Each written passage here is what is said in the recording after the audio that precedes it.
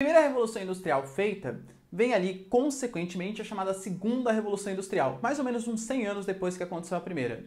Se a primeira teve como grande destaque a Inglaterra, por todos aqueles problemas, né, todas aquelas questões que eu falei para vocês, concentração de capitais, primeiro país a realmente se tornar um pouco mais liberal, afastar a presença do rei na Revolução Puritana e Gloriosa, a política de cercamentos, matéria-prima abundante, a gente pode colocar que na Segunda Revolução Industrial, aqui no século XIX, as grandes referências serão Estados Unidos, olha que interessante, hein? Primeira vez que estava saindo do eixo europeu, os Estados Unidos surgindo como uma grande potência.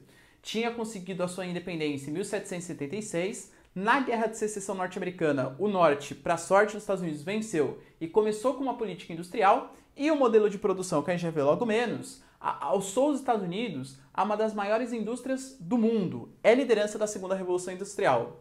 Junto com a Alemanha, eu coloquei para vocês aqui Prússia, para quem não sabe, né, a Alemanha, no início do processo de Segunda Revolução Industrial, ainda não tinha se unificado. Itália e Alemanha foram dois países que se unificaram muito tardiamente. E já num outro contexto, o Japão. O Japão é um contexto, galera, de verdade bem diferente, tá? O Japão, ele era um país antes de 1868 e ele passa a ser outro país depois de 1868. Quando vai entrar ali no Japão o imperador que unifica o Japão e faz o Japão deixar de ser um país feudal praticamente, tá? Eram vários feudos do Japão, todos divididos ali em shogunatos, e vai investir no processo de industrialização do Japão. Todos aqueles feudos, aqueles shogunatos comandados pelos shoguns tal, eles vão ser substituídos por conglomerados industriais, as chamadas zaibatsus. Mas claro, é um processo assim, galera. Vou até colocar aqui para vocês, né? Essas zaibatsus, que eram conglomerados industriais. Então muitos historiadores colocam como se o Japão também pertencesse à Segunda Revolução Industrial. De verdade, o que o Japão fez foi o Meiji unificar o país, fazer todo ele em torno de um prol de industrialização, partir para o imperialismo. Então ele começa a invadir a Manchúria na China, invade outros países ali do Sudeste Asiático em busca de matéria-prima, que é uma coisa que falta muito para os japoneses, e ocidentalizar o Japão. O Japão ele passa a trazer coisas do mundo ocidental. Cientistas japoneses vão estudar na Europa, vão estudar nos Estados Unidos, para tentar aprender o processo de industrialização e trazer de volta para o Japão. Então são as três grandes referências, com o Japão sendo um pouco mais tardiozinho, tá? Tem essa noção. Se a gente teve, né, a indústria têxtil como grande referência da primeira, aqui as indústrias de base, ou seja, as indústrias pesadas, a indústria de bem de produção, tais como siderúrgica, metalúrgica, aquelas que efetivamente, galera, vão consolidar um processo mais forte de industrialização, começa a surgir, assim como algumas indústrias de ponta, por exemplo, as automobilísticas. Talvez a grande referência que a gente possa ter aqui é a Ford, que vai surgir com o seu modelo Fordista, que a gente vai discutir logo menos, tá? A grande inovação foi o motor a combustão, não é mais um motor a vapor, e sim um motor a combustão, tendo ele, olha ele surgindo aqui, ó, o petróleo como grande fonte de inovação. O petróleo, nessa época, a gente até fala que é o início da era do petróleo. A gente não pode esquecer que o petróleo, além de ser utilizado como combustível para esse motor a combustão, ele também vai ser utilizado como matéria-prima para fazer plásticos, borrachas. O petróleo ele é descoberto assim, em grande escala, ele passa a ser utilizado para tudo. O petróleo ele é a base da Segunda Revolução Industrial, quando começa a ter exploração em larga escala. Tem que ter essa noção, tá bom? A eletricidade começa a surgir com muito mais ênfase. Ferrovias agora passam a ser eletrificadas, o que acelera o processo também de transporte na Europa. Olha os meios de transporte evoluindo e facilitando o comércio, fazendo com que o burguês consiga relacionar com outro burguês, trazendo lucro para os dois. Então, se a primeira Revolução Industrial melhorou muito as condições econômicas, claro, ambientalmente e socialmente não tão bom assim, libera muitos gases de efeito estufa e aumenta a desigualdade social, a segunda Revolução Industrial vai aprofundar essas questões. Então vai fazer com que quem é o dono do meio de produção fique muito mais rico e quem não tem, claro, acabe ficando muito mais pobre, tá bom? As ferrovias também, né, acabam sendo o grande destaque desse período. E temos uma inovação aqui, uma inovação bem importante, que eu não vou aprofundar muito nessa aula, porque a gente vai ter aula só para discutir o que é o modelo taylorista e fordista e o que é o modelo toyotista da terceira Revolução Industrial. Mas só um pequeno spoiler aqui para vocês, nós temos uma inovação que é o modelo fordista-taylorista. Não vou explicar com tantos detalhes, senão a aula ficaria muito longa aqui, tá?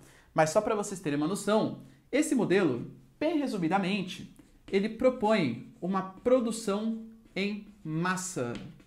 Ou seja, a gente vai começar a produzir muito, independente se existe mercado consumidor ou não. Talvez venha na cabeça de vocês, na minha sempre vem claro, quando eu penso no modelo taylorista, fordista, aquele modelo de produção típico do filme Tempos Modernos, do Charlie Chaplin, em que você coloca um produto numa esteira rolante, os trabalhadores eles são completamente alienados do processo produtivo, eles só sabem executar uma mesma função. No caso do Chaplin, ficava apertando a porca lá, vocês lembram, né, do filme Tempos Modernos, tá, o clássico, o professor de História e Geografia sempre passa isso, apertando as porcas dos parafusos e acaba fazendo um produto. Tem variabilidade da produção? Claro que não. O cara faz sempre a mesma coisa, é óbvio que o resultado final vai ser sempre o mesmo. O Ford, ele até tinha uma frase clássica sobre o seu carro mais imponente ali, que era o Ford T. Olha, consumidor, você pode escolher a cor do Ford T que você quiser, desde que você escolha o preto. Professor, por quê? Porque se os caras fazem sempre a mesma coisa, mesmo modelo de produção, obviamente o resultado final ele vai ser sempre o mesmo.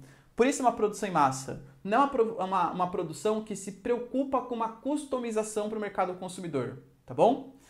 Aqui a gente tem mega indústrias, mega fábricas. Imagina, tem que ter um galpão gigantesco para armazenar toda essa produção que está sendo feita em larga escala, tá bom? Não existe preocupação com customização e coisa que o valha. Nessa época, a gente começa a ter a formação de grandes oligopólios. Ah, professor, que legal, né? Que é oligopólio? Quando a gente fala de processo de mercado, existem monopólios, que é quando uma única empresa controla o mercado naquele local, e o maior exemplo que eu posso dar para vocês são os Correios aqui no Brasil. Mas o Correio não tem outras empresas que fazem entregas? Sim, mas os Correios eles têm o monopólio da entrega de cartas. Cartas só o Correio pode fazer, ou seja, é um monopólio. Só um controla a produção. Oligopólio é quando tem um grupo, mas um pequeno grupo, que controla a produção naquele país.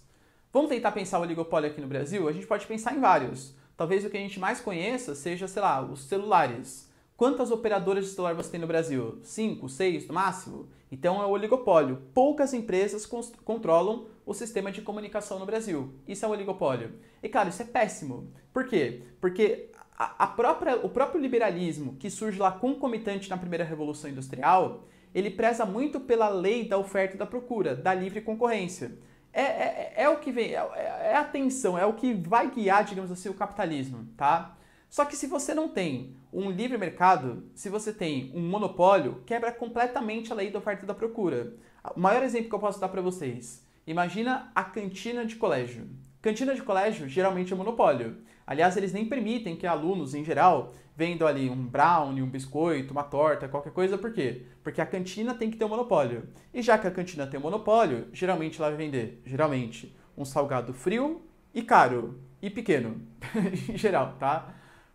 Imagina se tivessem outras cantinas. Se tivesse, por exemplo, 5 cantinas vendendo lanche para vocês, é bem possível que as 5 cantinas, pela concorrência que elas tivessem que fazer entre elas, oferecessem um salgado cada vez melhor a um preço cada vez menor.